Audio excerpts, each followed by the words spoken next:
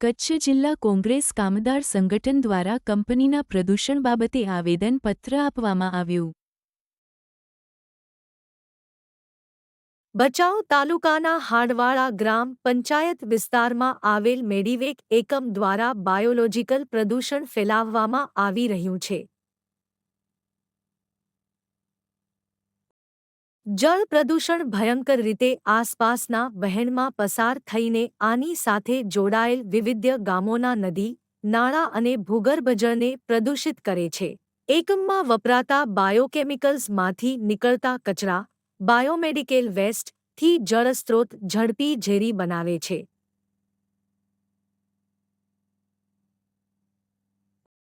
અગાઉ પણ આ બાબતે અનેક સ્થાનિક લોકો, સામાજિક સંસ્થાઓ દ્વારા ગુજરાત પ્રદૂષણ નિયંત્રણ બોર્ડ, ગાંધીધામને લેખિતમાં રજૂઆતો કરી હતી. પરંતુ આ એકમ દ્વારા આ ગંભીર બાબતે આ પ્રદૂષણ નિયંત્રણ કે સ્થાનિક રોજગારી અંગે કોઈ જ યોગ્ય કાર્યવાહી હાથ ધરવામાં આવેલ નથી. આ એકમના વાયુ પ્રદૂષણથી આસપાસના ગામોના લોકો પણ ત્રાહિમામ પોકારી ગયા છે. જેથી આ એકમ સામે આપની કક્ષાએથી ઝડપી કાર્યવાહી હાથ ધરવામાં આવે એવી અમારી માંગે છે. આગામી ચોમાસામાં વરસાદ આવે એ પહેલા આ પ્રદૂષણ સંપૂર્ણ રીતે નિયંત્રણમાં લેવામાં આવે એવી કાર્યવાહી કરવા અરજ છે. આસપાસના ખેતરોમાં આ પ્રદૂષિત પાણી મેડિવેક એકમ દ્વારા ચાલુ વરસાદે છોડતા હોવાથી સ્થાનિક ખેડૂતો દ્વારા અમોને રજૂઆત મળેલ છે. જો આ બાબતે જવાબદાર સામે પગલાં લેવામાં નહીં આવે તો આવનાર દિવસોમાં ગાંધી ચિંધ્યા માર્ગે અમારે આંદોલનના રસ્તે જવું પડશે, જેની સંપૂર્ણ જવાબદારી સરકાર તેમજ આ સાથે વધુ માહિતીની તપાસ કરતા જાણવા મળ્યું કે આ પ્રકારના એકમમાં ખૂબ મોટી સંખ્યામાં સ્ત્રીઓ કામ કરતી હતી.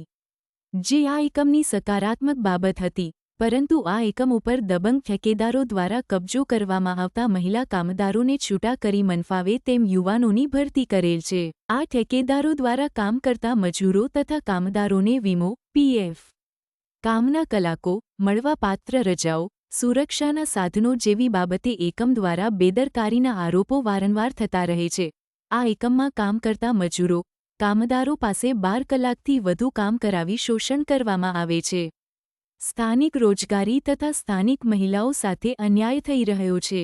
સરકારી નિયમોનો ભંગ કરી CSR ફંડ પણ યોગ્ય જગ્યાએ વાપરવામાં આવતું નથી. આ વિસ્તારના ચૂંટાયેલા પ્રતિનિધિઓ સાથેની મિલીભગત કરી સ્થાનિકોનું શોષણ કરવામાં આવે છે. સરકાર તેમજ ઉદ્યોગપતિઓ દ્વારા મહિલાઓને રોજગારી આપવાની નીતિનો ભંગ થઈ રહ્યો છે.